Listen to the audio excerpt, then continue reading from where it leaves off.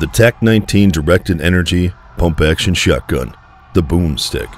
The first shotgun you unlock in Advanced Warfare.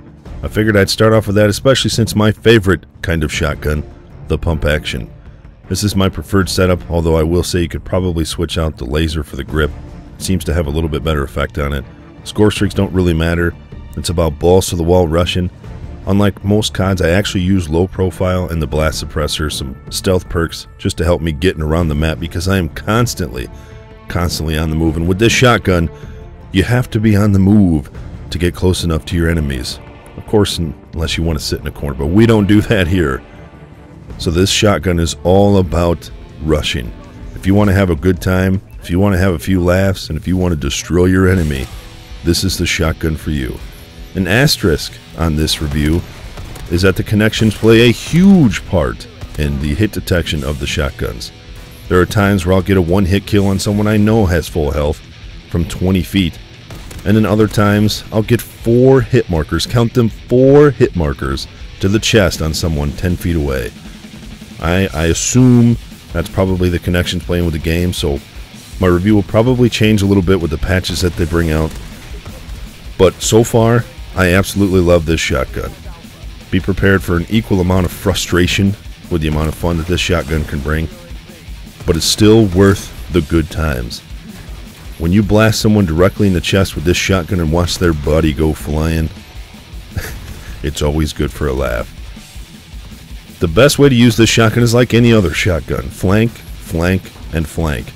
You'll see me using my exo abilities, which this game has provided us with for the first time, to use these shotguns effectively. There's 1, 2, 3, and 4.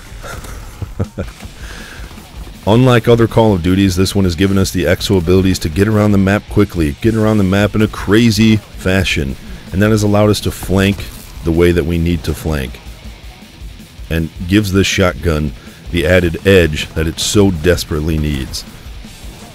The best thing you want to do is use this in domination or possibly momentum. Stay around the objectives and take out the enemies while you defend and cap flags. The range on this shotgun, even though best in its class, is not very far, and even with the range attachment, it doesn't seem to make much of a difference. Now again, that might be affected by the connections, but we won't really know until we see that first patch addressing the connections. So as far as the attachments go overall, they don't really matter. I haven't noticed much of a difference with any of the attachments, to be honest.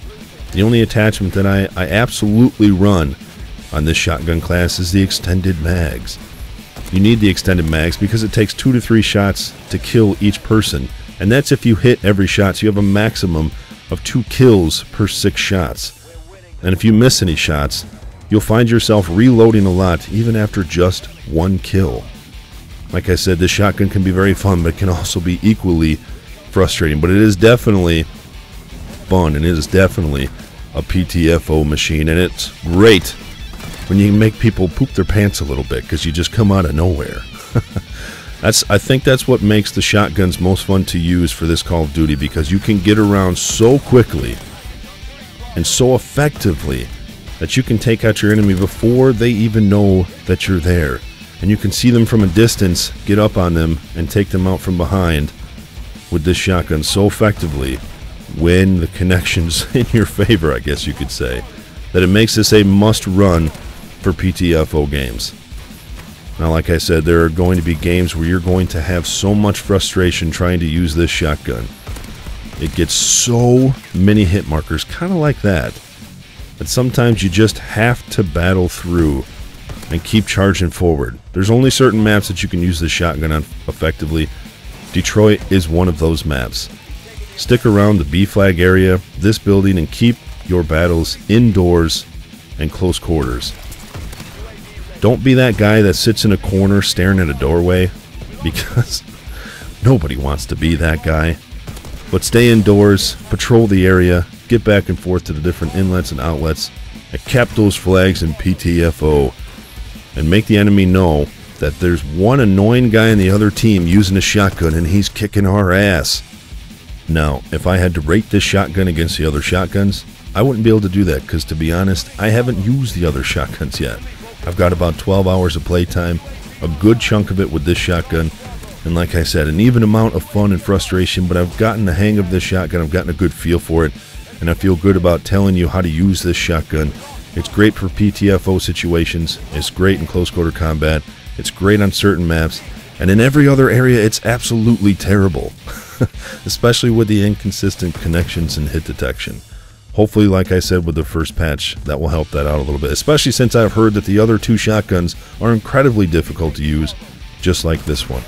Because of the way the maps are set up, because everyone can get everywhere so quickly, because a lot of the engagements are so long, the best way to use this shotgun, like I've said, is to keep your engagements under 15 feet, stick to the alleyway, stick to the closed cover, and pick people and run.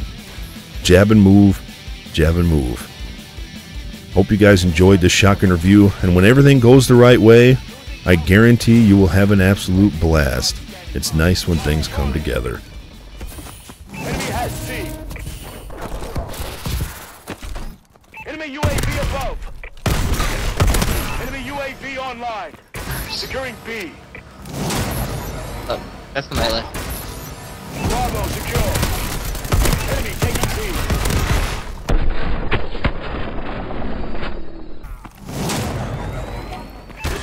B. Except when you get one-shot pistoled in the face.